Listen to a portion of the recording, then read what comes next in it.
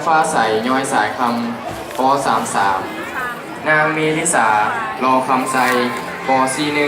41ท้าววิทยาสวรรค์ทีป42ท้าวสุภาโลวันเงียนป43นางจิตรดาภูนทองศรีป51ท้าวพีรพลพลเสนาป52ท้าวเพชรนครพลทจักรป52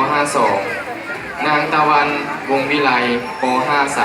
53นางสุนิตาสุขสวรรค์ม11นางจินดาลีตรงเกาะม12นางจันทิพย์ศรีนาเพชรม13นางสุพรรษาคัตติยวงศ์ม21นางเกษดาพรแก้วพระจันทร์ม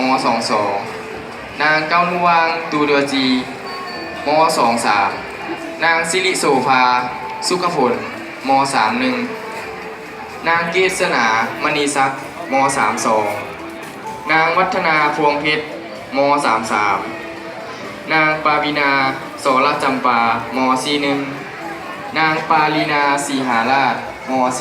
42นางพานิดาเทพพิทักษ์ม42นางดาวสวรรค์เง่าภาษีม51นางจิมมี่เพชรจินดาม52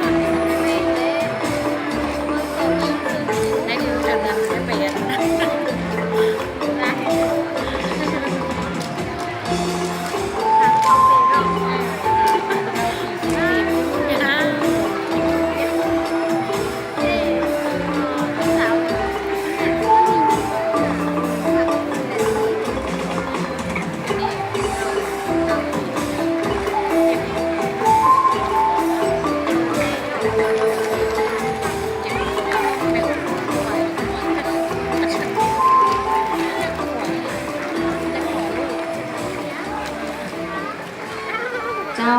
เมื่อหากว่ามีนักเรียนเก่งมีนักเรียนดีเด่นแล้วแน่นอนนั่นก็ย้อนว่าเฮามีบรรดาครูอาจารย์ที่